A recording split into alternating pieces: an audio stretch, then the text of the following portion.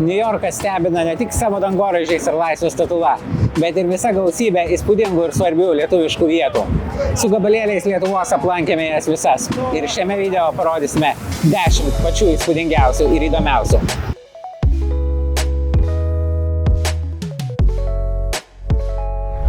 Vienas didžiausių ir dažniausiai turistų fotografuojamų paminklų pačiame garsiajame Niujorko centrinėme parke yra skirtas lietuviui.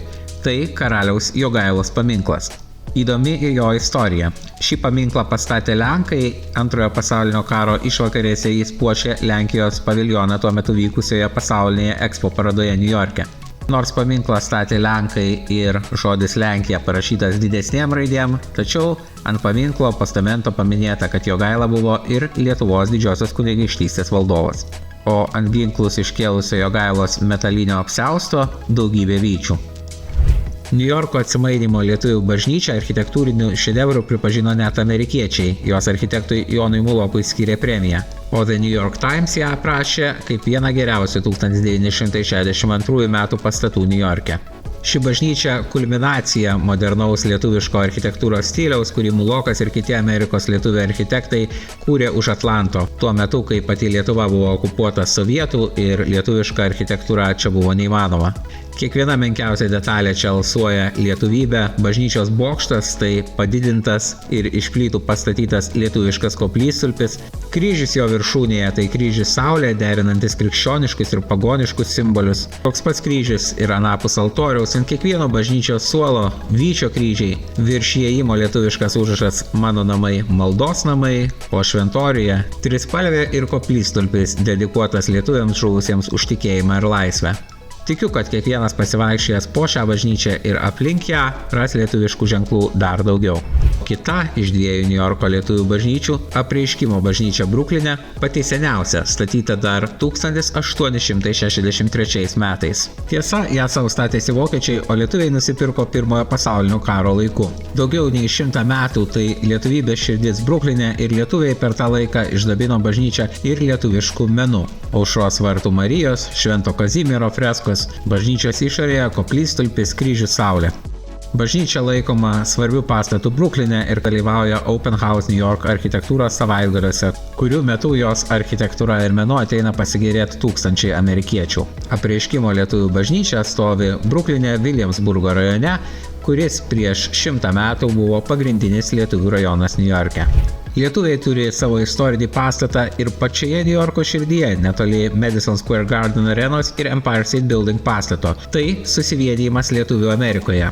Jame veikia seniausia gyva išlikusi Amerikos lietuvių organizacija, įsteigta Jono Šliūpo dar 1886 metais. Pastate yra šios organizacijos archyvas, meno galerija, kur rengiamos lietuviškos parodos ir veikia daugiau lietuvių organizacijų. Susivienijimo lietuvių pastatas neseniai renovuotas ir tapo tikra lietuvybės širdimi Manhetene, ypač po to, kai buvo prarasta ir nugriauta Aušros vartų lietuvių bažnyčia. Pastato svarbą ir istoriją oficialiai pripažino net Jungtinių Amerikos valstijų valdžia. Jis įtrauktas į federalinį Jungtinių Amerikos valstijų paveldo sąrašą. Tai vienintelis taip pripažintas lietuvių pastatas visame Niujorke.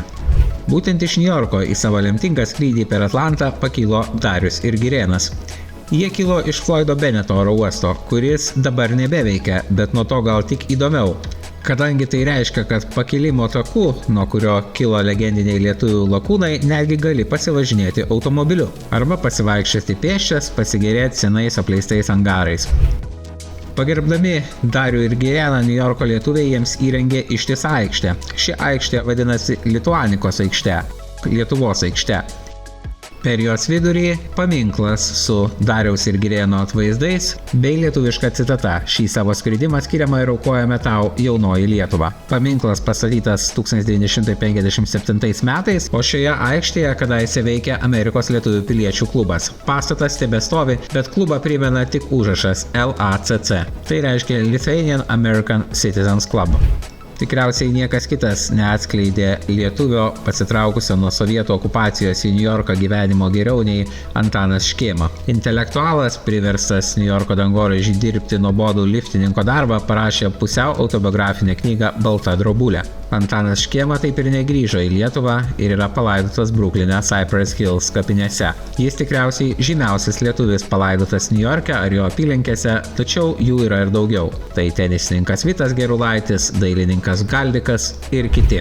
Kai plauki į Laisvės statulos salą, tiesiog būtina aplankyti ir greta esančią Ellis Island salą, į kurią pardavinėjamos bendros ekskursijos su Laisvės statulos sala. Didingi Ellis Island rūmai buvo vartai, per kuriuos į JAV prieškariu patekdavo imigrantai, tarp jų ir 100 000 lietuvių. Dabar ten įrengtas muziejus, kur aprašyta tokių imigrantų patirtis. Pagalvokit, ką jie turėdavo jausti atvykę kokiais 1900 metais iš Lietuvos kaimų ir miestelių ir išvydę Niujorko dangoraižius. Tais laikais JAV priimdavo visus norinčius imigruoti išskyrus nesveikus. Dėl sveikatos priežasčių būdavo atmetama 2% žmonių ir tai būdavo tikros asmeninės tragedijos. Pavyzdžiui, mama grąžindavo atgal, o dukrą priimdavo ir jos niekada daugiau gyvenime nebesusitikdavo. Greta imigrantų priėmimo pastato stovi ilgą laiką apleista Elio salos ligoninė, kur būdavo plačiau įvertinama įtarimą sukėlusių imigrantų sveikatos būklę. Ten vyksta tikrai įdomios ekskursijos. Priimti į Ameriką imigrantai čia pat persikeldavo į Naująjį Džersį, kur laukė milžiniška traukinių stotis.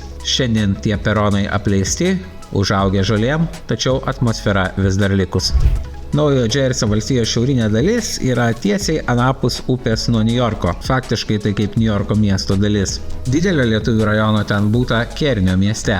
Iki šiol veikia Marijos Sopulingosios lietuvių bažnyčia su lietuvišku kryžium Šiluvos Marijos vitražu. Dar vienas lietuviškas kryžius pastatytas Paupyje. Deja, vietos lietuvių klubas neatlaikė COVID pandemijos ribojimų ir užvėrė duris visiems laikams. Bet Kernyje tebeveikia Schuyler bankas, kurį įsteigė lietuviai.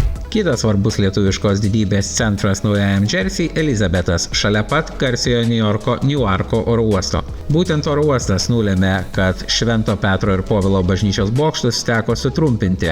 Be šios 1910 metų bažnyčios pėsčiom gali nueiti iki Lithuanian Bakery vadinamos kepyklos arba Lietuvių laisvės salės, kuri tiesa jau nebeveikia. Tačiau dar išliko ją menantis užrašas fasade.